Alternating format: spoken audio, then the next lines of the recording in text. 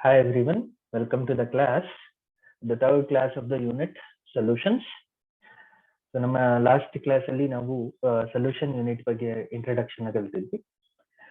Salute solvent ಅಂದ್ರೆ ಏನು ಅಂತ ತಿಳ್ಕೊಂಡು types of binary solution, so then expressing the concentration of solution, ಇಷ್ಟು ಟಾಪಿಕ್ಸ್ ನ ಕವರ್ ಮಾಡಿದ್ವಿ. ಈ ಒಂದು ಪ್ರೆಸೆಂಟ್ ಕ್ಲಾಸ್ ಅಲ್ಲಿ will continue with the concept of solubility. So solubility ಅಂದ್ರೆ ಏನು ಅಂತ ತಿಳ್ಕೊಂಡು will try to understand the solubility principles for solubility of gas in liquid and solubility of solid in liquid. So ಈ ಒಂದು solubility ಬಗ್ಗೆ ತಿಳ್ಕೊಳ್ತಾ so we'll extend the unit concepts.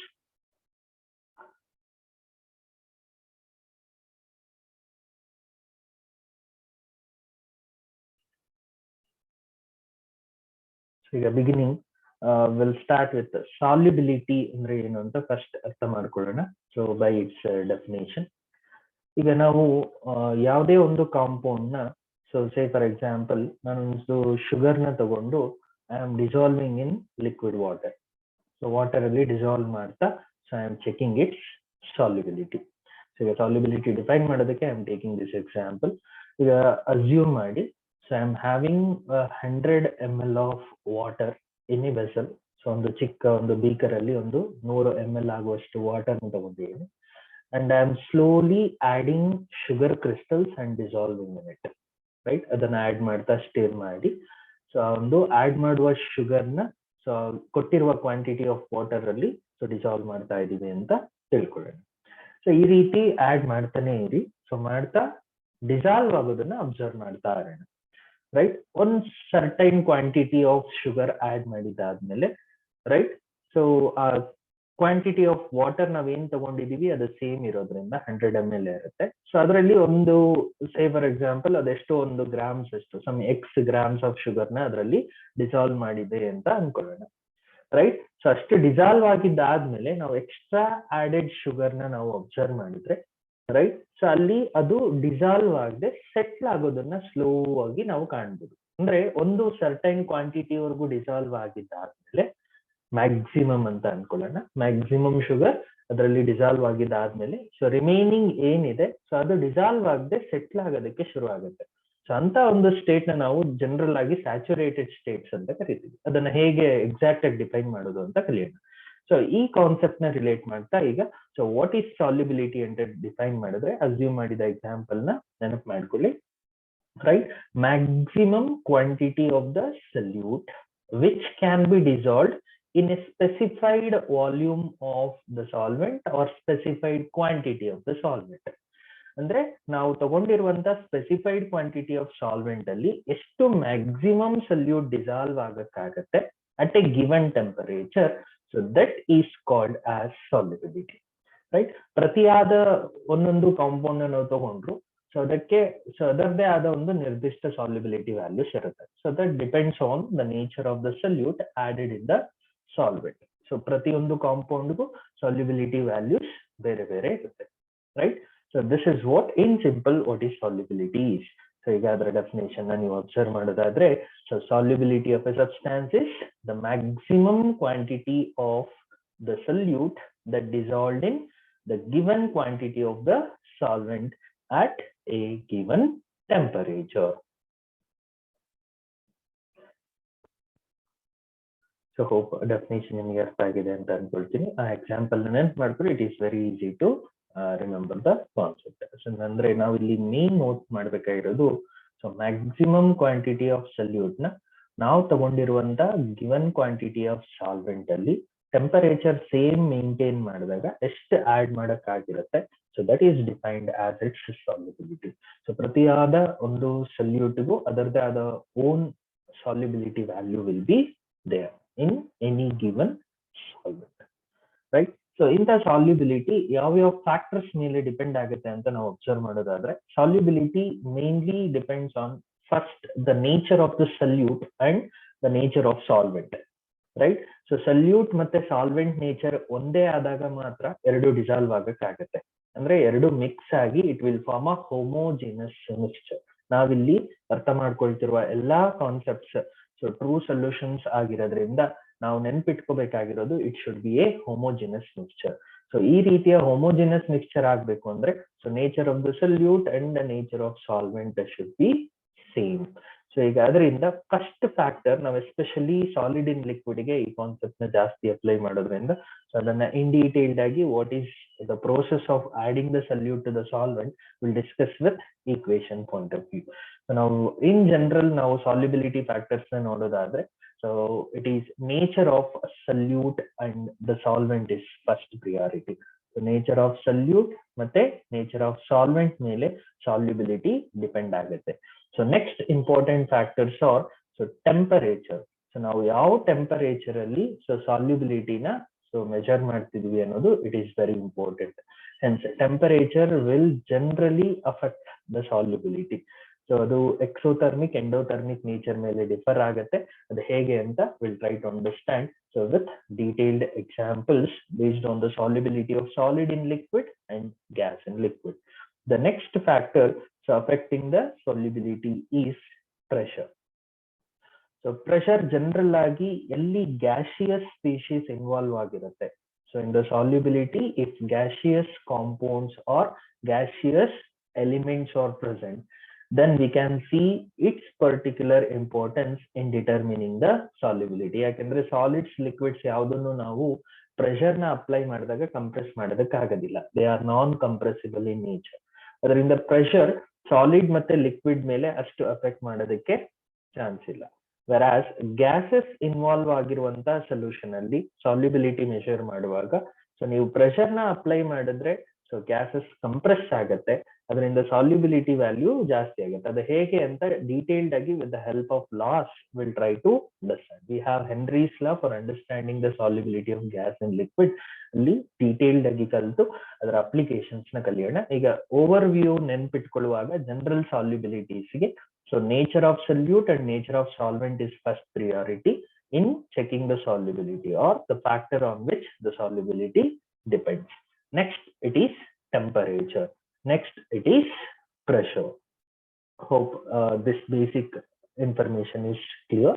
Now we'll move on to understand the solubility with the types. So, ಎರಡು examples ಇದೆ. So, as I said, two types of solubility to understand. Solubility of solid in liquid, solubility of gas in liquid. ಎರಡನ್ನು ಕಲಿಯೋಣ. So, first we'll go with solubility of solids in liquids. So ಅಂದ್ರೆ solid ನ salute ಅಂತ assume ಮಾಡಿಕೊಂಡು so bulk ಕ್ವಾಂಟಿಟಿಯಲ್ಲಿ liquid ಇದೆ solvent ಅಂತ assume ಮಾಡೋಣ. So ಈಗ ಸಾಲ್ಯುಬಿಲಿಟಿ ಹೇಗೆ ಡಿಪೆಂಡ್ ಆಗುತ್ತೆ ಅನ್ನೋದನ್ನ ವಿಲ್ ಟ್ರೈ ಟು ಅಂಡರ್ಸ್ಟ್ಯಾಂಡ್. ಎಲ್ರಿಗೂ ಗೊತ್ತಿರುವ ಇನ್ಫಾರ್ಮೇಶನ್ ಈಗ ಹೇಳಿದಂತ previous concept. So nature of solute and nature of solvent ಅನ್ನೋದು ತುಂಬಾ important. Nature of solute and nature of solvent. So wherever nature same iddaga we can expect so homogeneous mixture is going to be formed. So that is what it is explained here. So ಈಗ intermolecular interactions same ಇರಬೇಕು ಅಂದ್ರೆ ಅದರ nature same ಇರಬೇಕು. ಅಂದ್ರೆ polar polar, non polar non polar. For example ಈಗ ನಾನು sugar ನ ತಗೊಂಡು I am dissolving in water. So sugar ಅನ್ನೋದು ಇಟ್ ಈಸ್ ಎ ಯಾವ ರೀತಿಯ ಕಾಂಪೌಂಡ್ ಅಂತ ರೀಕಾಲ್ ಮಾಡ್ಕೊಳ್ಳಿ. It is a polar compound. ಈ ಕಾನ್ಸೆಪ್ಟ್ಸ್ ನೀವು ಸ್ಟೇಟ್ಸ್ ಆಫ್ ಮ್ಯಾಟರ್ ಅಲ್ಲಿ ಕಲ್ತಿದ್ರಿ. Just recall these concepts. Sugar is a polar compound. So water ಸಹ it is a polar compound. ಈಗ ಇವೆರಡರ ನೇಚರ್ ಸೇಮ್ ಇರೋದ್ರಿಂದ ಸೊ ಸಿಂಪಲ್ ಆಗಿ ಎರಡನ್ನು ಮಿಕ್ಸ್ ಮಾಡಿದ ತಕ್ಷಣ they will form a homogeneous mixture. ಅದೇ ರೀತಿ ಶುಗರ್ ಬದಲಿಗೆ if you take a salt, so salt ನ ತಗೊಂಡು ವಾಟರ್ ಅಲ್ಲಿ ಆಡ್ ಮಾಡಿ, again salt is a polar compound. ನೀವು ವಾಟರ್ ಅಲ್ಲಿ ಆಡ್ ಮಾಡಿದ ತಕ್ಷಣ ಸೊ ಎರಡು ಮಿಸಿಬಲ್ ಆಗುತ್ತೆ, ಮಿಕ್ಸ್ ಆಗಿ ಹೋಮೋಜಿನಸ್ ಸೊಲ್ಯೂಷನ್ ನ ಲೀಡ್ ಮಾಡುತ್ತೆ. So such a solution so which is having the nature of solute and solvent as seen right will results in homogeneous mixture form. ಅದೇ ರೀತಿ you can take another example. So ಈಗ ಇಲ್ಲಿ ಎರಡು polar polar ಇದೆ. So non polar examples ನ ತಗೋಬಹುದು. For example I am taking naphthalene crystals. So solid substance ನ ತಗೊಳ್ತಿದ್ದೀನಿ. So assume I am adding it in benzene. So benzene ಅಲ್ಲಿ add ಮಾಡ್ತಿದೀವಿ. ಸೊ ಅಸ್ಯೂಮ್ ಎರಡನ್ನ ನೇಚರ್ ನ ನಾವು ರಿಲೇಟ್ ಮಾಡಿ ಮೆಷರ್ ಮಾಡಿದಾಗ both are non polar in nature. So ಈಗ ಎರಡು ನಾನ್ ಪೋಲಾರ್ ಇರೋದ್ರಿಂದ ಎರಡರ ಮಧ್ಯೆ ಅಟ್ರಾಕ್ಟಿವ್ ಫೋರ್ಸಸ್ ಮಿಕ್ಸ್ ಮಾಡಿದಾದ್ಮೇಲೆ ಸಿಮಿಲರ್ ಇದ್ದು ಸೊ ಬೇಗ ಹೋಮೋಜಿನಸ್ ಸೊಲ್ಯೂಷನ್ ನ ಲೀಡ್ ಮಾಡುತ್ತೆ. So such A solution, right? So is depending first on the nature of solute and nature of solvent. So adana relate ಮಾಡೋದಕ್ಕೆ there is one of the interesting saying called like dissolves in like. ಅಂದ್ರೆ ಒಂದೇ nature ಇರುವಂತದ್ದು ಅದೇ nature ಇರುವ ಇನ್ನೊಂದು ಸಬ್ಸ್ಟಾನ್ಸ್ ಜೊತೆಗೆ ಈಸಿಯಾಗಿ dissolve ಆಗುತ್ತೆ, right? So this is the first importance in understanding the solubility of solids in liquids. ಈಗ ಸೊ ಸಾಲಿಡ್ ನ ನಾವು ಲಿಕ್ವಿಡ್ ಗೆ ಆಡ್ ಮಾಡಿದಾಗ ಏನೆಲ್ಲ ಆಗುತ್ತೆ ಅಂತ ತಿಳ್ಕೊಳ್ಳೋದಕ್ಕೆ ಸೊ ಕೆಮಿಕಲ್ ಪ್ರಿನ್ಸಿಪಲ್ಸ್ ನ ತಗೊಂಡು ಈಕ್ವಿಲಿಬ್ರಿಯಂ ಮತ್ತೆ ಥರ್ಮೋಡೈನಮಿಕ್ ಹೆಲ್ಪ್ ನ ತಗೊಂಡು ರಿಲೇಟ್ ಮಾಡ್ತಾ ವಿಲ್ ಟ್ರೈ ಟು ಅಂಡರ್ಸ್ಟ್ಯಾಂಡ್. ಈಗ first so forward reaction, reverse reaction, ಒಂದು ಕಾಂಪೌಂಡ್ ನ ಡಿಸಾಲ್ವ್ ಮಾಡುವಾಗ ಏನಾಗ್ತಿರುತ್ತೆ ಅಂತ ಕಲಿಯೋಣ. ಸೊ ಈ ಈಕ್ವೇಶನ್ ಅಲ್ಲಿ ನಿಮಗೆ ತುಂಬಾ ಸಿಂಪಲ್ ಆಗಿ ಅದನ್ನ ಅರ್ಥ ಮಾಡ್ಕೋಬಹುದು. ಸೊ ಈಗ ನಾವು ಒಂದು ಸಲ್ಯೂಟ್ ನ ತಗೊಳ್ತೀವಿ, assume this is a solid component. So solvent ನ ಈಗ ಲಿಕ್ವಿಡ್ ಅಂತ ಅಸ್ಯೂಮ್ ಮಾಡ್ಕೊಳ್ಳೋಣ. ಸೊ ಈಗ ಸ್ಲೋ ಆಗಿ ನಾನು ಈ solid salute, say for example sugar ನ ನಿಧಾನಕ್ಕೆ ವಾಟರ್ ಅಲ್ಲಿ ಡಿಸಾಲ್ವ್ ಮಾಡ್ತಾ ಹೋಗ್ತಿದ್ದೀನಿ, ಅಂದ್ರೆ ಆಡ್ ಮಾಡಿ ಮಿಕ್ಸ್ ಮಾಡ್ತೀನಿ. ಸೊ ಈ ಪ್ರೋಸೆಸ್ ಅಲ್ಲಿ ಏನೆಲ್ಲ ಸಾಲಿಡ್ ಸಲ್ಯೂಟ್ ಲಿಕ್ವಿಡ್ ಸಾಲ್ವೆಂಟ್ ಜೊತೆ ಮಿಕ್ಸ್ ಆಗಿ ಹೋಮೋಜಿನಸ್ ಫಾರ್ಮ್ ಆಗ್ತಿರುತ್ತೆ, ಸೊ ಆ ಫಾರ್ವರ್ಡ್ ರಿಯಾಕ್ಷನ್ ನ it is called as dissolution ಅಂತ ಕರೀತಾರೆ. So what is dissolution? It is the process of entering of solid solute into the liquid solvent. So ಅಂದ್ರೆ ನಾವು add ಮಾಡ್ತಿರುವಂತ solute solvent ಜೊತೆ mix ಆಗಿ solution form ಆಗುವಂತ process ಏನಿದೆ, so ಇದನ್ನ ನಾವು ಡಿಸಲ್ಯೂಷನ್ ಅಂತ ಕರಿತೀವಿ. ಹೆನ್ಸ್ ಸೊ ಫಾರ್ವರ್ಡ್ ರಿಯಾಕ್ಷನ್ ನಾವು ಏನಂತ ತಗೋಬಹುದು, ಸೊ ಒಂದು ಸೊಲ್ಯೂಷನ್ ಪ್ರಿಪೇರ್ ಮಾಡುವಾಗ so forward reaction is, so it is rate of dissolution. So rate ಅಂದ್ರೆ ಏನು, ಕೆಮಿಕಲ್ ಕೈನೆಟಿಕ್ಸ್ ಅಲ್ಲಿ ಇನ್ ಡೀಟೇಲ್ಡ್ ಆಗಿ ನಾವು ಕಲಿಯೋಣ. ಸೊ ಈಗ ಒಂದು ಸೊಲ್ಯೂಷನ್ ಪ್ರಿಪೇರ್ ಮಾಡುವಾಗ ಫಾರ್ವರ್ಡ್ ರಿಯಾಕ್ಷನ್ ನ so it is refer to as dissolution. So ಅದರ ರೇಟ್ ಆಫ್ ಡಿಸಲ್ಯೂಷನ್ ನ ಇಟ್ ಈಸ್ ರಿಲೇಟೆಡ್ ವಿತ್, ಈಗ ಏನೆಲ್ಲ ಸಾಲಿಡ್ ಲಿಕ್ವಿಡ್ ಅಲ್ಲಿ ಡಿಸಾಲ್ವ್ ಆಗಿದೆ, ಸೊ ಇಲ್ಲಿ ಸೊಲ್ಯೂಷನ್ ಅಲ್ಲಿ we are going to see the dissolved particles. ಅದರ ಜೊತೆಗೆ there will be undissolved particles also. Dissolved particles ಇರುತ್ತೆ, ಕೆಲವು ಇನ್ನು ಡಿಸಾಲ್ವ್ ಆಗದೆ ಇರುವಂತ ಅನ್ಡಿಸಾಲ್ವ್ಡ್ ಪಾರ್ಟಿಕಲ್ಸ್ ಇರುತ್ತೆ. ಸೊ ಈ ರೀತಿ ಅನ್ಡಿಸಾಲ್ವ್ಡ್ ಪಾರ್ಟಿಕಲ್ಸ್ ಏನಿದೆ, ಸೊ ದೇ ವಿಲ್ ಕೊಲೈಡ್, ಅಂದ್ರೆ ಒಂದಕ್ಕೊಂದು ಕೊಲಿಷನ್ ಆಗಿ, right? So after their collision they separate into solids and liquid. So ಈ ಪ್ರೋಸೆಸ್ ನಮಗೆ ಅಬ್ಸರ್ವ್ ಮಾಡೋದಕ್ಕೆ ಆಗೋದಿಲ್ಲ, ಅಷ್ಟು ಸ್ಪೀಡ್ ಆಗಿ ಓವರ್ ಆಲ್ ಆಗಿ ಸೊಲ್ಯೂಷನ್ ಅಲ್ಲಿ ಆಗ್ತಿರುವಂತ ಫೆನಾಮಿನನ್. ಸೊ ಈ ಒಂದು ರಿವರ್ಸ್ ರಿಯಾಕ್ಷನ್ ಏನಿದೆ ಅಂದ್ರೆ ಅನ್ಡಿಸಾಲ್ವ್ ಆಗಿರುವಂತ ಪಾರ್ಟಿಕಲ್ಸ್ ಇಲ್ಲ, ಈ ರೀತಿ ಅನ್ಡಿಸಾಲ್ವ್ ಆಗಿರುವ ಪಾರ್ಟಿಕಲ್ಸ್ ಕೊಲೈಡ್ ಆಗಿ, ರೈಟ್, ಸಾಲಿಡ್ ಮತ್ತೆ ಲಿಕ್ವಿಡ್ ಆಗಿ ಅಲ್ಲಿ ಸಪರೇಷನ್ ಏನಾಗ್ತಿರುತ್ತೆ ಸೊಲ್ಯೂಷನ್ ಒಳಗಡೆ, ಸೊ ಅದನ್ನ we can considered as crystallisation process, right? So hence we can give the significance as ಈ ರಿವರ್ಸ್ ರಿಯಾಕ್ಷನ್ ಏನಿದೆ ಅಥವಾ ಬ್ಯಾಕ್ವರ್ಡ್ ರಿಯಾಕ್ಷನ್ ಅಂತ ಏನಿದೆ, ಸೊ ಇಲ್ಲಿ ಆಗುವಂತ ಪ್ರೋಸೆಸ್ ಕ್ರಿಸ್ಟಲೈಸೇಷನ್. ಸೊ ಈ ಒಂದು ಸ್ಪೀಡ್ ನ will relate it as rate of crystallisation, rate of crystallisation. So ಈಗ ಈಕ್ವಿಲಿಬ್ರಿಯಂ ಪ್ರಿನ್ಸಿಪಲ್ ಅಪ್ಲೈ ಮಾಡಿ ಇಲ್ಲಿ ನಾವು saturated, unsaturated, super saturated solutions ಅಂದ್ರೆ ಏನು ಅಂತ ಅರ್ಥ ಮಾಡ್ಕೊಳ್ಳೋಣ. It will be important for 1 mark questions ಗೆ ಕೇಳ್ಬೋದು. ಸೊ ಈಗ ಈಕ್ವಿಲಿಬ್ರಿಯಂ ಅಂತಂದ್ರೆ ಏನು? when both the forward and reverse reaction taking place simultaneously, ಎರಡು ಸೈಮಲ್ಟೇನಿಯಸ್ ಆಗಿ ಆಗ್ತಿದ್ದಾಗ ನೆಟ್ ಚೇಂಜ್ ಅಂದ್ರೆ ಓವರ್ ಆಲ್ ಚೇಂಜ್ ನಮಗೆ ಸೊ ಅಬ್ಸರ್ವಬಲ್ ಚೇಂಜ್ ಏನು ಇರೋದಿಲ್ಲ. such a state is called as equilibrium state.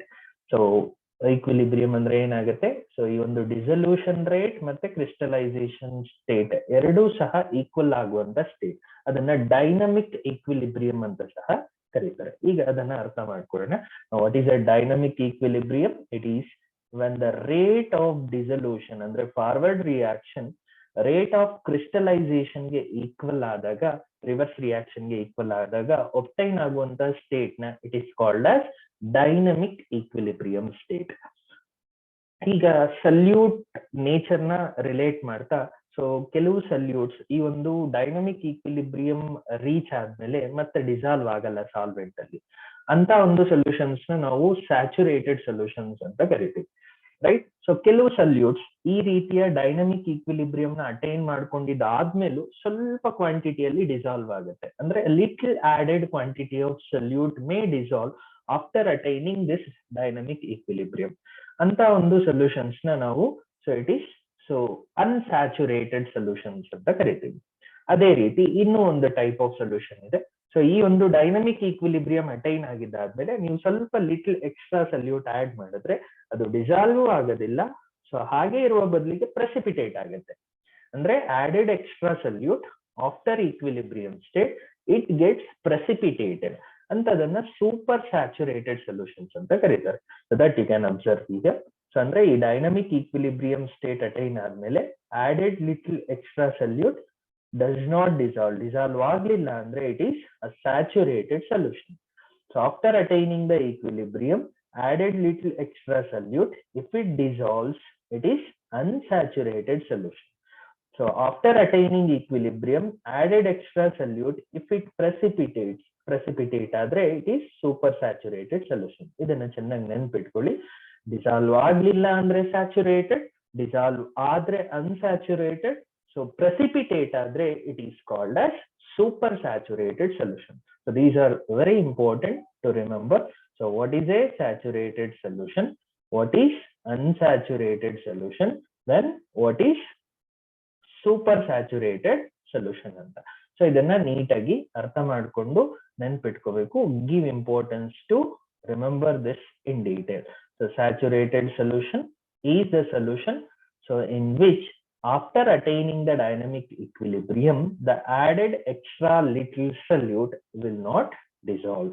Suppose if it dissolves, it is called as unsaturated solution.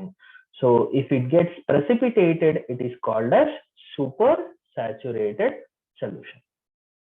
Hope ಇದು ಅರ್ಥ ಆಗಿದೆ ಅಂತ ಅನ್ಕೊಳ್ತೀನಿ. ಈಗ ಸಾಲಿಡ್ಸ್ ಇನ್ ಲಿಕ್ವಿಡ್ ಡಿಸಾಲ್ವ್ ಆಗೋದು ಹೇಗೆ ಅಂತ ನಮಗೆ ಗೊತ್ತಾಯ್ತು. ಡಿಸಾಲ್ವ್ ಆಗುವಾಗ ಟೆಂಪರೇಚರ್ ಹೇಗೆ ಎಫೆಕ್ಟ್ ಮಾಡುತ್ತೆ, ಅದೇ ರೀತಿ ಪ್ರೆಷರ್ ಹೇಗೆ ಎಫೆಕ್ಟ್ ಮಾಡುತ್ತೆ ಅನ್ನೋದನ್ನ ಈಗ ನೆಕ್ಸ್ಟ್ ಕಲಿತಾ ಹೋಗೋಣ.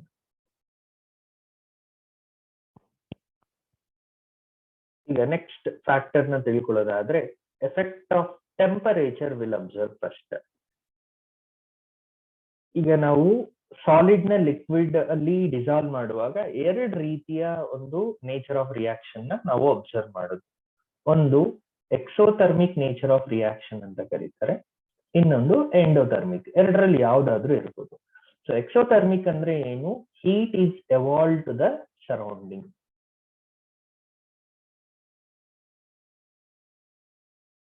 ಇದೆಲ್ಲ ಥರ್ಮೋಡೈನಮಿಕ್ ಕಾನ್ಸೆಪ್ಟ್ಸ್. ಅಂದ್ರೆ ನಾವು ಸಾಲಿಡ್ ನ ಲಿಕ್ವಿಡ್ ಅಲ್ಲಿ ಡಿಸಾಲ್ವ್ ಮಾಡಿದ ತಕ್ಷಣ ಹೊರಗಡೆಗೆ ಹೀಟ್ ಲಿಬರೇಟ್ ಆದ್ರೆ ಆ ಒಂದು ರಿಯಾಕ್ಷನ್ ನ ಸೊ ಎಂಥಾಲ್ಪಿ ಚೇಂಜ್ ಅನ್ನುವ ಪ್ಯಾರಾಮೀಟರ್ ಇಂದ ಮೆಷರ್ ಮಾಡ್ತೀವಿ. Delta H is use to measure the enthalpy change. So ಈ ಒಂದು ಎಕ್ಸೋಥರ್ಮಿಕ್ ರಿಯಾಕ್ಷನ್ಸ್ ಅಲ್ಲಿ ಸೊ ಹೀಟ್ ಚೇಂಜ್ ನೆಗೆಟಿವ್ ಇರುತ್ತೆ. ಅಂದ್ರೆ ಹೀಟ್ ಹೊರಗಡೆಗೆ ಲಿಬರೇಟ್ ಆಗೋದ್ರಿಂದ H2 ಮೈನಸ್ H1 ವ್ಯಾಲ್ಯೂ ಅಂದ್ರೆ enthalpies of products minus enthalpies of reactants ನ ಮೆಜರ್ ಮಾಡಿದ್ರೆ ನಮಗೆ ಓವರ್ ಆಲ್ ಡೆಲ್ಟಾ ಹೆಚ್ ಬರೋದು ಇಟ್ ಈಸ್ ನೆಗೆಟಿವ್. ಸೊ ಈ ಒಂದು ನೇಚರ್ ಯಾವ್ದಕ್ಕಿರುತ್ತೆ? It is for exothermic reactions. ಅದೇ ರೀತಿ ನಾವು ಎಂಡೋಥರ್ಮಿಕ್ ರಿಯಾಕ್ಷನ್ಸ್ ಗೆ ಅಬ್ಸರ್ವ್ ಮಾಡಿದ್ರೆ delta H will be positive. ಅಲ್ಲಿ ಹೀಟ್ ಏನಾಗುತ್ತೆ, ಇಲ್ಲಿ ಎವಾಲ್ವ್ ಆಗ್ತಿರುವಂತದ್ದು ಎಂಡೋಥರ್ಮಿಕ್ ಪ್ರೋಸೆಸ್ ಅಲ್ಲಿ ಅಬ್ಸಾರ್ಬ್ ಆಗುತ್ತೆ. So if it is an endothermic process, so what happens? So heat will be absorbed by surrounding.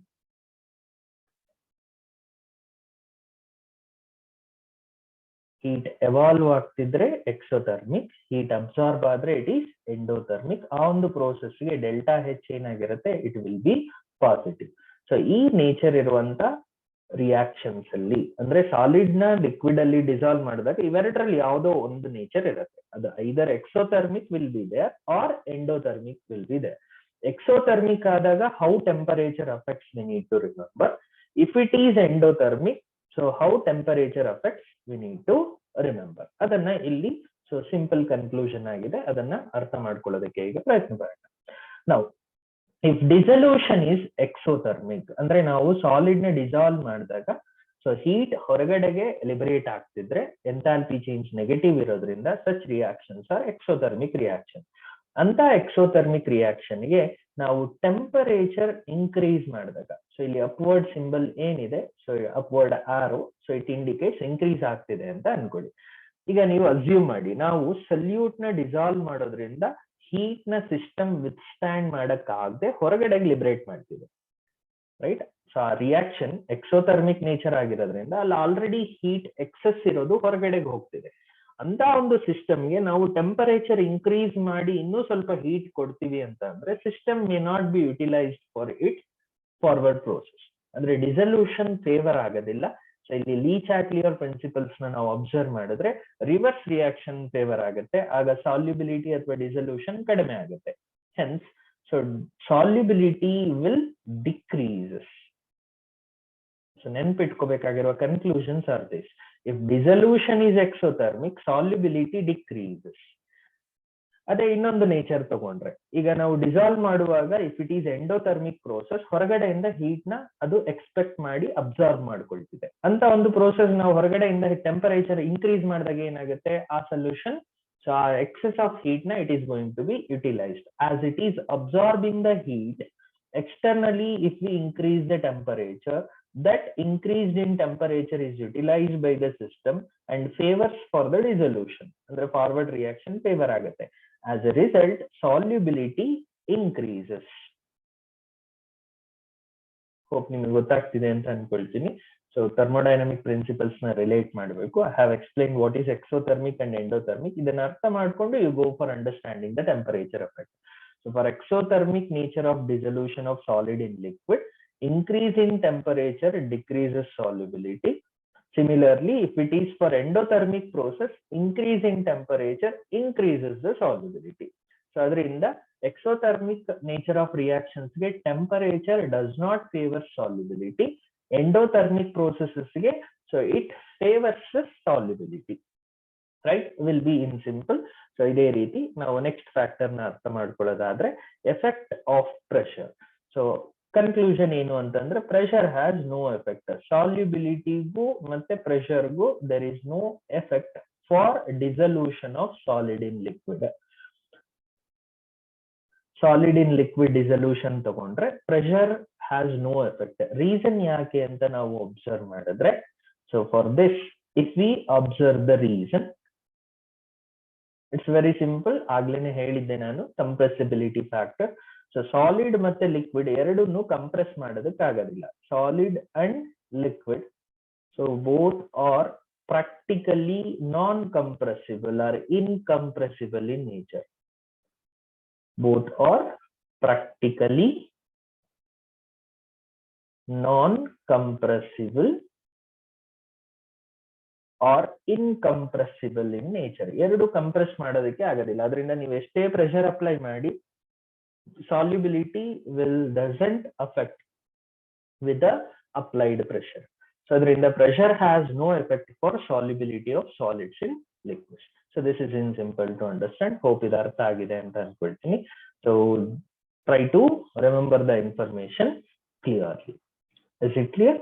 So first ನೆನ್ಪಿಟ್ಕೋಬೇಕಾಗಿರೋದು nature of solute and solvent should be same. ಅದನ್ನ ಅರ್ಥ ಮಾಡ್ಕೊಳ್ಳುವಾಗ rate of dissolution, rate of crystallization relate ಮಾಡಿ at dynamic equilibrium attain ಮಾಡಿದಾದ್ಮೇಲೆ so you can remember saturated solution ಅಂದ್ರೆ ಏನು, unsaturated solution ಅಂತಂದ್ರೆ ಏನು, ಸೂಪರ್ ಸ್ಯಾಚುರೇಟೆಡ್ ಸೊಲ್ಯೂಷನ್ ಅಂತಂದ್ರೆ ಏನು.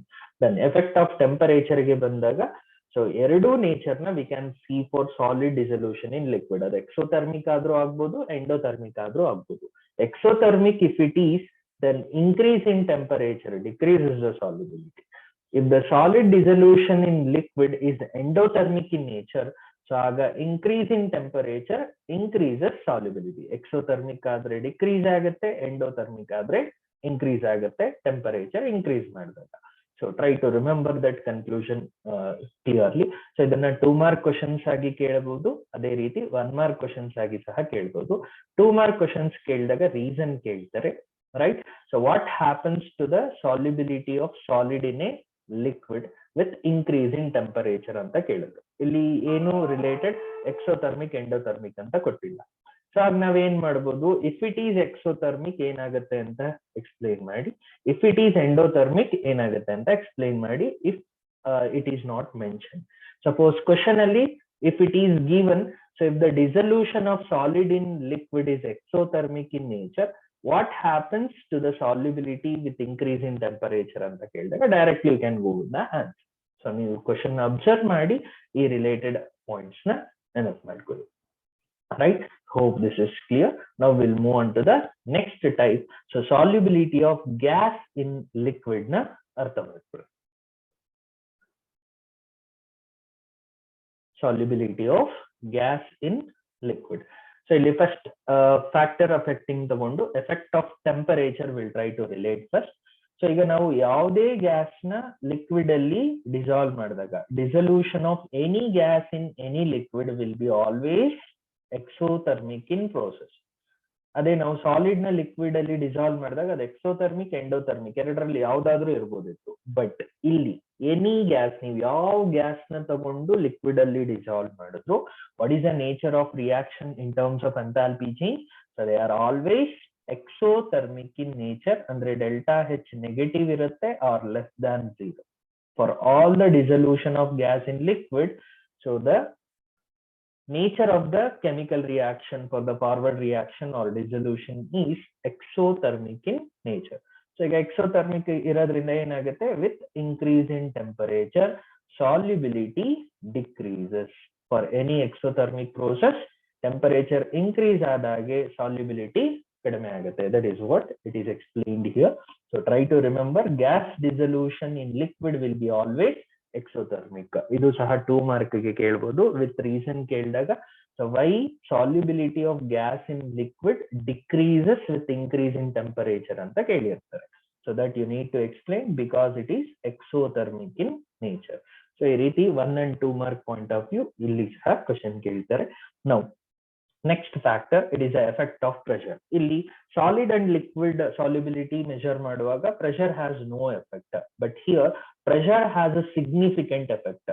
ಸೊ ಪ್ರೆಷರ್ ತುಂಬಾ ಒಂದು ಎಫೆಕ್ಟ್ ನ ಇಲ್ಲಿ ಸೊ ಕ್ರಿಯೇಟ್ ಮಾಡುತ್ತೆ. ಅದು ಹೇಗೆ ಅಂತ ಅರ್ಥ ಮಾಡ್ಕೊಳ್ಳೋದಕ್ಕೆ we have a very important information explained in the syllabus. So it is the Henry's law. So through Henry's law we are understanding what is the effect of pressure.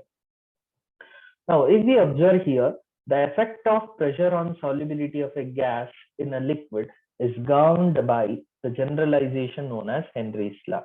So ಈ unit ಅಲ್ಲಿ ನಾವು ಎರಡು loss ನ ಕಲಿತೀವಿ. One is Henry's law and another one is Raoult's law. So through the help of Henry's law we are learning how pressure affect the solubility of gas in liquid. Whereas with respect to Raoult's law, another law what we have in the syllabus, so we are going to learn about a liquid solution. So liquid mix ಮಾಡಿ form ಆಗುವಂತ solution ಅಥವಾ solid in liquid solution ಗೆ. So we are going to relate the Raoult's law. So 2 laws are very important. So with respect to its statement, mathematical form and its applications if any. So we need to relate it. Henry's law is one such very important one. So we'll try to understand the Henry's law now. So the law explains first that, so statement na ನಾವು ಕಲಿಯೋದಕ್ಕಿಂತ ಮುಂಚೆ so law na will try to understand. So ಈಗ assume I am having a vessel. ಒಂದು vessel ಇದೆ ಅಂತ ಅನ್ಕೊಳ್ಳೋಣ, right? So in the vessel there is some liquid, ಯಾವುದೋ ಒಂದು liquid. Assume there is a liquid. Above the liquid you will have gaseous particles. Gas surface ಮೇಲೆ assume there are, that means liquid surface ಮೇಲೆ gaseous particles. So ಈಗ gas particles are trying to enter into the liquid ಅಂತ assume ಮಾಡಿ. Now under this condition you apply the pressure. You increase the pressure on the surface of the liquid. So liquid surface ಮೇಲೆ pressure ಜಾಸ್ತಿ ಮಾಡ್ತಾ ಹೋದಾಗ ಏನಾಗುತ್ತೆ, so particles will enter at a faster rate into the solution and they get dissolved. So ಅದರಿಂದ solubility ಏನಾಗುತ್ತೆ, solubility increases.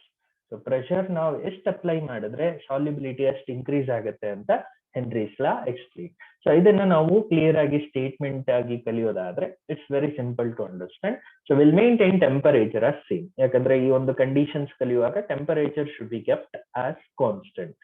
Hence at a given temperature, so solubility of gas in a liquid, ನಾವು ತಗೊಳ್ತಿರುವಂತ gas in a liquid, solubility of gas in a liquid is directly proportional to the partial pressure of the gas present above the surface of the liquid.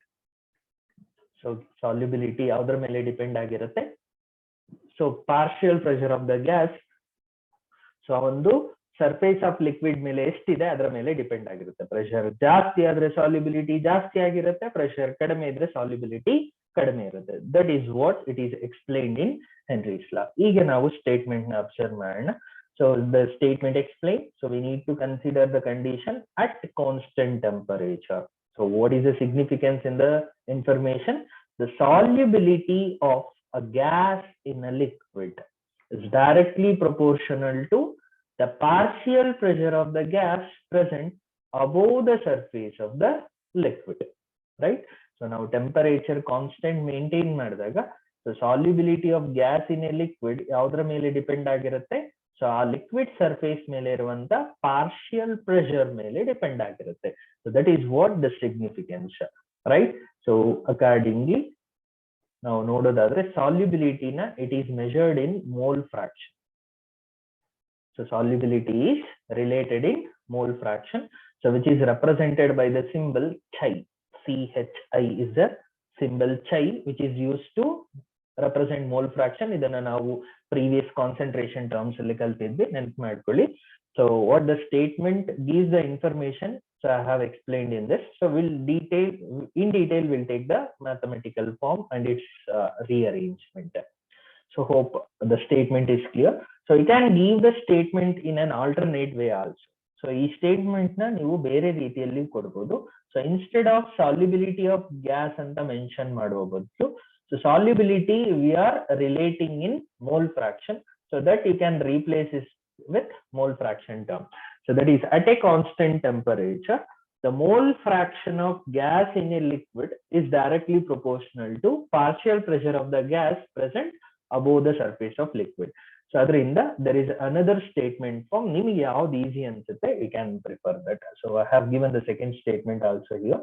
So mole fraction of gas in the solution is proportional to or directly proportional to partial pressure of the gas over the solution. It's simple. Solubility badlige ee second statement alli mole fraction irutte. So that's all in simple. Iga adra mathematical form exact agi relate ಮಾಡೋಣ. So I have mentioned here, so it is according to the statement ನಾವು ಅರ್ಥ ಮಾಡ್ಕೊಳ್ಳೋದಾದ್ರೆ mathematical form relate ಮಾಡುವಾಗ, so solubility ಯಾವ್ದ್ರ ಮೇಲೆ depend ಆಗಿರುತ್ತೆ? It directly depends on the partial pressure of the gas present above the surface of liquid, right? So ನಾವು ಅದನ್ನ relate ಮಾಡೋದಾದ್ರೆ it is P is directly proportional to mole fraction. Small letter p is used to indicate partial pressure. The symbol x like, so which is chi, is used to represent mole fraction. So ಈಗ ಈ directly proportional remove ಮಾಡಿದಾಗ we are getting the constant of proportionality called kh. So kh is Henry's constant or Henry's law constant. So ಅದನ್ನ ನೀವು observe ಮಾಡಬಹುದು, kh is called as Henry's law constant. So P ಅನ್ನೋದು it is a partial pressure of the gas. So chi symbol indicates mole fraction of gas. So this is the mathematical form of the equation. ಇಲ್ಲಿ ಕೆಲವು significant points ನ ಕೇಳ್ತಾರೆ, ಅದನ್ನ ಅರ್ಥ ಮಾಡ್ಕೊಳ್ಳೋಣ. So general ಆಗಿ KH ಗೂ ಮತ್ತೆ solubility ಗೂ ಇರುವಂತ relationship is important. So if you can observe, KH varies inversely with solubility. So assume, so KH mole fraction ಎರಡು ಒಟ್ಟಿಗೆ ಇದೆ, mole fraction term is indicating solubility. ಎರಡು ಒಟ್ಟಿಗೆ ಇರೋದ್ರಿಂದ on right hand side their relationship is inversely related. So ಅಂದ್ರೆ higher the value of KH, lower will be the solubility of gas, right? ಅದೇ ರೀತಿ we can indicate another factor, temperature. So temperature ಜಾಸ್ತಿ ಮಾಡಿದ್ರೆ, right? So what happens to solubility of gas ಅಂತ if you relate, right? So ಈ ಒಂದು concept ನ ನಾವು ಇಲ್ಲಿ ರಿಲೇಟ್ ಮಾಡಬೇಕಾಗತ್ತೆ. ಸೊ ಈಗ KH ವ್ಯಾಲ್ಯೂಗೂ ಮತ್ತೆ ಟೆಂಪರೇಚರ್ಗೂ ರಿಲೇಟ್ ಮಾಡ್ತಾರೆ. We know that temperature increase ಮಾಡಿದ್ರೆ solubility will decreases because it is exothermic in nature. So solubility kadme adre, what will be the value of KH? KH will be higher because they are inversely related. KH value will be high. So hence iveredu relate madodadre, so increase in temperature or higher the value of KH. So ಎರಡನ್ನು directly proportional ಅಂತ relate ಮಾಡುವ. ಇದನ್ನ ಮತ್ತೆ detail ಆಗಿ I will give the points. ಅಂದ್ರೆ equation form ಕಲ್ತಿದ ತಕ್ಷಣ ಎರಡು ಪಾಯಿಂಟ್ಸ್ ಗೆ ಸಿಗ್ನಿಫಿಕೆನ್ಸ್ ಕಡಿ. Both are very important 1 mark questions. So ನೀವು 1 ಮಾರ್ಕ್ ಕ್ವೆಶನ್ಸ್ ಆಗಿ ಇದನ್ನ ಎಕ್ಸ್ಪೆಕ್ಟ್ ಮಾಡಬಹುದು. There are questions asked in the previous year. ನೀವು ಕ್ವೆಶನ್ ಬ್ಯಾಂಕ್ ನೋಡಿ ಕಲ್ತಾಗ so you can observe that. ನಾವು ಇದನ್ನ will try to represent in graphical form. So graphical form of representation will try to relate. So as I said, so it is the partial pressure of the gas is taken on y coordinate, mole fraction term taken on x coordinate. So as it is directly proportional, we'll get a linear plot passing through the origin. Will be a simple representation of the Henry's law relationship. So ಈಗ ನಾನು ಏನು ಹೇಳಿದೆ, so ಒಂದು conclusion points ಅಂದ್ರೆ 1 mark point of view ಏನ್ important ಇದೆ that is given here. So higher the value of KH, lower is the solubility of gas. ಅಂದ್ರೆ KH and solubility, so they are inversely related. Solubility ಜಾಸ್ತಿ ಇದ್ರೆ KH value ಕಡಿಮೆ ಇರುತ್ತೆ, KH value ಜಾಸ್ತಿ ಇದ್ರೆ solubility ಜಾಸ್ತಿ ಇರುತ್ತೆ. ಅದ್ ನೆನ್ಪಿಟ್ಕೊಳ್ಳಿ. ಇಲ್ಲಿ ವ್ಯಾಲ್ಯೂಸ್ ಸಹ ಕೊಟ್ಟು ಕ್ವಶನ್ ಕೇಳಬಹುದು. ಇನ್ 2 years of the previous paper, in 1 mark question they have asked, I think helium, nitrogen, ಈ ರೀತಿಯ ಒಂದು ಎರಡು ಗ್ಯಾಸಸ್ ನ ಕೊಟ್ಟು some values they have given. ಆ ವ್ಯಾಲ್ಯೂ ಮೇಲೆ so which gas is more soluble ಅಂತ ಕೇಳಿದ್ದಾರೆ. It is very easy to understand. Remember, KH value ಜಾಸ್ತಿ ಇದ್ರೆ solubility ಕಡಿಮೆ ಇರುತ್ತೆ, KH ವ್ಯಾಲ್ಯೂ ಕಡಿಮೆ ಇದ್ರೆ solubility ಜಾಸ್ತಿ ಇರುತ್ತೆ. ಇನ್ವರ್ಸ್ಲಿ ರಿಲೇಟೆಡ್ ಅನ್ನೋದನ್ನ ನೆನ್ಪಿಟ್ಕೊಳ್ಳಿ. ದೆನ್ KH ವ್ಯಾಲ್ಯೂಗೂ ಟೆಂಪರೇಚರ್ಗೂ ಇರುವಂತ ರಿಲೇಶನ್ಶಿಪ್. KH ವ್ಯಾಲ್ಯೂ ಇನ್ಕ್ರೀಸ್ ಆದ್ರೆ, right, so this shows that there is increase in temperature. So I have said, so actual ಆಗಿ ಟೆಂಪರೇಚರ್ ಇನ್ಕ್ರೀಸ್ ಮಾಡಿದ್ರೆ ಸಾಲ್ಯುಬಿಲಿಟಿ ಕಡಿಮೆ ಆಗುತ್ತೆ, but solubility and KH are inversely related. ಯಾವಾಗ solubility ಕಡಿಮೆ ಆಗುತ್ತೆ, KH value increases. Hence, increase in temperature so will indicate the KH value is increased or the value is more ಅನ್ನೋದು ಗೊತ್ತಾಗುತ್ತೆ. So ಇವೆರಡು 1 mark point of view important conclusions. Try to remember. Now we'll conclude the Henry's law with its simple application. ಸೊ ಒಂದು 3 applications ನ ಈಸಿಯಾಗಿ ಅರ್ಥ ಮಾಡ್ಕೊಳ್ಳೋಣ. ಈಗ ಫಸ್ಟ್ ಅಪ್ಲಿಕೇಶನ್, ಸೊ ಇದನ್ನ you can expect it for 2 mark question. Write any 1 or 2 applications of Henry's law ಅಂತ ಕೇಳ್ತಿರ್ತಾರೆ.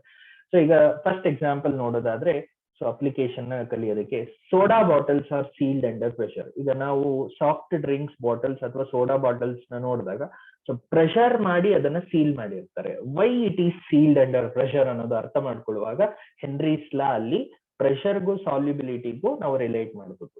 ಸೊ ಈಗ ಸೋಡಾ ಬಾಟಲ್ಸ್ ನ ನಾವು ಲಿಡ್ ಓಪನ್ ಮಾಡಿದ ತಕ್ಷಣ ಬ್ರಿಸ್ಕ್ ಎಫರ್ವಸೆನ್ಸ್ ಮೇಲಕ್ಕೆ ಬರುತ್ತೆ, ಲಿಬರೇಟ್ ಆಗುತ್ತೆ, ಬಬಲ್ಸ್ ತರ ಬರ್ತಾ ಇರುತ್ತೆ.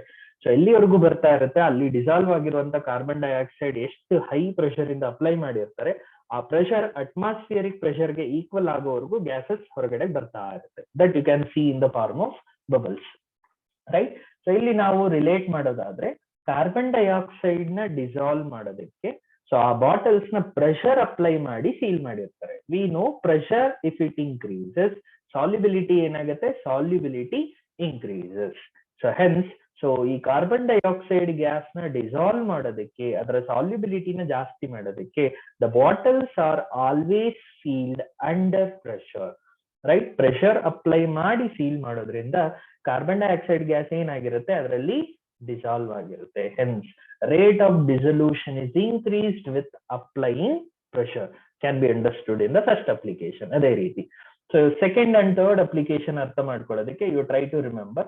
ಈಗ ನಾವು ಅಟ್ಮಾಸ್ಫಿಯರಿಕ್ ಪ್ರೆಷರ್ ರೇಂಜ್ ಅಂದ್ರೆ ಗ್ರೌಂಡ್ ಲೆವೆಲ್ ಅಂತ ಅನ್ಕೊಳ್ಳೋಣ. ಗ್ರೌಂಡ್ ಲೆವೆಲ್ ಇಂದ ಸೊ ಮೇಲಕ್ಕೆ ಹೋದಾಗೆ ಏನಾಗುತ್ತೆ, ಸೊ ಕೆಳಗಡೆಗೆ ಹೋದ್ರೆ ಏನಾಗುತ್ತೆ ಅಂದ್ರೆ ಹೈ ಆಲ್ಟಿಟ್ಯೂಡ್ಸ್ ಗೆ ಹೋದ್ರೆ ಏನಾಗುತ್ತೆ, ಲೋ ಆಲ್ಟಿಟ್ಯೂಡ್ಸ್ ಗೆ ಬಂದ್ರೆ ಏನಾಗುತ್ತೆ ಅಂತ ಯು ಕ್ಯಾನ್ ರೀಕಲೆಕ್ಟ್. ನೆನ್ಪಿಟ್ಕೊಳ್ಳಿ, ನಾವು ಗ್ರೌಂಡ್ ಲೆವೆಲ್ ಇಂದ ಮೇಲಕ್ ಮೂವ್ ಆಗ್ತಿದೀವಿ ಅಂದ್ರೆ so pressure so always decreases, pressure ಏನಾಗುತ್ತೆ, ಕಡಿಮೆ ಆಗುತ್ತೆ. ನಾವು ಗ್ರೌಂಡ್ ಲೆವೆಲ್ ಇಂದ ಕೆಳಗಡೆಗೆ ಹೋದಷ್ಟು ಪ್ರೆಷರ್ ಏನಾಗುತ್ತೆ, ಇನ್ಕ್ರೀಸ್ ಆಗುತ್ತೆ. ರೈಟ್, ಇವೆರಡನ್ನು ಅಪ್ಲೈ ಮಾಡೋದಕ್ಕೆ we have so two simple applications to understand. So this will relate in second application, this will relate in third application. Iga so C divers carries oxygen cylinder diluted with helium. Iga deep sea alli dive ಮಾಡುವಂತವರು, so deep sea alli dive ಮಾಡುವಂತವರು ಅವರು oxygen cylinder na carry ಮಾಡಿಕೊಂಡು they will dive, right? So why they will dive with oxygen cylinder ಅನ್ನೋದನ್ನ you relate with pressure and solubility of the gas. ಈಗ once the people dive into deep sea, right? So pressure ಏನಾಗುತ್ತೆ, so pressure increases. ಈ increased pressure ಅಲ್ಲಿ general ಆಗಿ nitrogen gas is major in our atmospheric air, right? ಅಷ್ಟು major ಇದ್ರೂ atmospheric pressure ಅಲ್ಲಿ ಅದು ನಮ್ಮ ಬ್ಲಡ್ ಅಲ್ಲಿ ಡಿಸಾಲ್ವ್ ಆಗೋದಿಲ್ಲ. But due to increased pressure in the sea diving, ಈ nitrogen gas solubility increases in blood. So blood ಅಲ್ಲಿ dissolve ಆಗೋದಕ್ಕೆ ಶುರು ಆಗುತ್ತೆ. ಯಾವಾಗ ಇದು ಡಿಸಾಲ್ವ್ ಆಗುತ್ತೆ ಮತ್ತೆ ಆ ಪರ್ಸನ್ ಮೇಲೆ ಬಂದಾಗ, ರೈಟ್, ಆ ಡೈವ್ ಆಗಿರುವಂತ ಪರ್ಸನ್, ಡೀಪ್ ಸಿ ಡೈವ್ ಆಗಿರುವ ಪರ್ಸನ್ ಮತ್ತೆ ಸರ್ಫೇಸ್ ಮೇಲೆಗೆ ಬರುವಾಗ ಪ್ರೆಷರ್ ಏನಾಗುತ್ತೆ, ಪ್ರೆಷರ್ ಡಿಕ್ರೀಸಸ್. ಯಾವಾಗ ಪ್ರೆಷರ್ ಡಿಕ್ರೀಸ್ ಆಗುತ್ತೆ, dissolve nitrogen gas will come out. So ಅದು ಜನರಲ್ ಆಗಿ ಅವರ ಬ್ಲಡ್ ಕ್ಯಾಪಿಲರೀಸ್ ಏನಿರುತ್ತೆ ಅದನ್ನ ರಪ್ಚರ್ ಮಾಡ್ಕೊಂಡು ಹೊರಗಡೆ ಬರುತ್ತೆ. So that leads to a very severe painful condition. ಆ ಪೇನ್ಫುಲ್ ಕಂಡೀಷನ್ ನ ಬೆಂಡ್ಸ್ ಅಂತ ಕರೀತಾರೆ. So bends is a medical condition where dissolved nitrogen gas will come out from blood capillaries by rupturing the cell walls, that is cell membranes. So blood cells ಅಲ್ಲಿರುವಂತ cell membrane ನ rupture ಮಾಡ್ಕೊಂಡು ಹೊರಗಡೆ ಬರುತ್ತೆ ಅಂತ ಒಂದು process ಏನಿದೆ, right, ಆ medical condition ನ ಬೆಂಡ್ಸ್ ಅಂತ ಕರೀತಾರೆ. ಅದನ್ನ ಅವಾಯ್ಡ್ ಮಾಡೋದಕ್ಕೆ deep sea divers will carry a cylinder diluted with helium. So ಈ ಡೈಲ್ಯೂಟೆಡ್ ಹೀಲಿಯಂ ಇರುವಂತ ಆಕ್ಸಿಜನ್ ಸಿಲಿಂಡರ್ ಏನಿದೆ, so that will maintain normal ground level atmospheric pressure. ಆಗ ಸಾಲ್ಯುಬಿಲಿಟಿ ರೇಂಜ್ ಸೇಮ್ ಇರುತ್ತೆ. ಈ ಕಂಡೀಷನ್ ಅವಾಯ್ಡ್ ಮಾಡ್ಬೋದು. ಇನ್ನೊಂದು condition, people living at high altitudes. ಅಂದ್ರೆ you remember, ground level ಇಂದ ನಾವು ಮೇಲೆ ಹೋದ್ರೆ ಏನಾಗುತ್ತೆ, ಪ್ರೆಷರ್ ಕಡಿಮೆ ಆಗುತ್ತೆ. ಸೊ ಹೆನ್ಸ್ ಪ್ರೆಷರ್ ಕಡಿಮೆ ಆಗಿರೋದ್ರಿಂದ ಸೊ ಡಿಸಾಲ್ವ್ಡ್ ಆಕ್ಸಿಜನ್ ಲೆವೆಲ್ ಏನಾಗುತ್ತೆ, ಕಡಿಮೆ ಆಗುತ್ತೆ. So that is what insufficient oxygen intake.